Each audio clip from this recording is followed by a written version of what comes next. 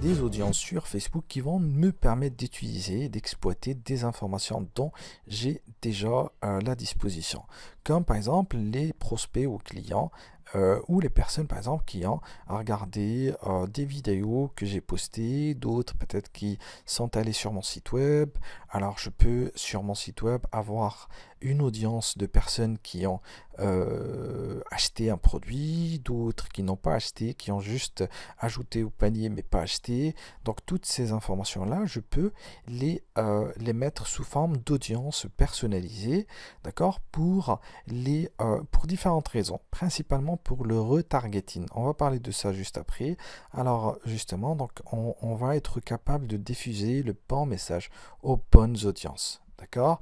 Vous pouvez aussi les associer à d'autres options telles que le lieu, les données démographiques et ainsi de suite.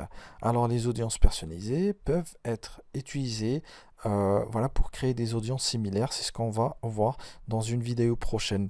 Alors, donc il y a plusieurs manières d'exploitation, voilà, de ces informations qu'on possède déjà à propos de nos clients et nos prospects, etc., pour créer des campagnes particulièrement efficaces pour atteindre un grand nombre d'objectifs marketing différents. Par exemple, on peut utiliser ça pour les ventes incitatives et pour le retargeting et ventes croisées.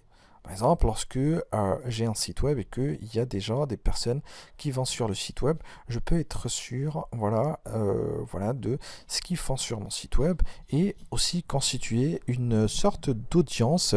Et cette audience va me permettre voilà, de les recibler et le retargeter par la suite, peut-être pour vendre voilà, d'autres produits. Par exemple, si quelqu'un achète un smartphone, le lendemain, je lui propose par exemple d'acheter des accessoires d'un smartphone, quelque chose comme ça.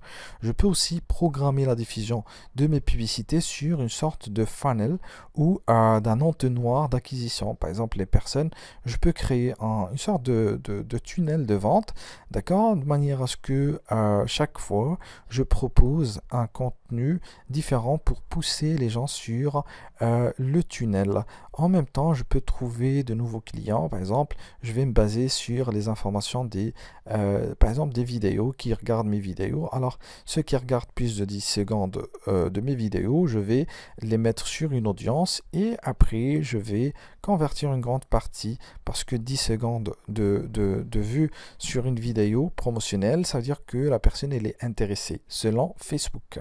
Calquez vos efforts existants de segmentation des audiences. Alors je peux ici voilà donc créer plusieurs segments d'audience, incluez pas les personnes existantes dans vos campagnes.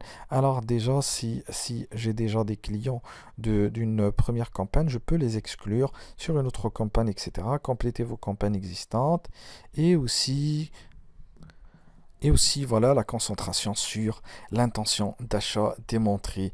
Donc voilà, on a fait un petit tour. Voyons voir maintenant l'exécution de tout ça et comment tirer profit des audiences personnalisées plutôt.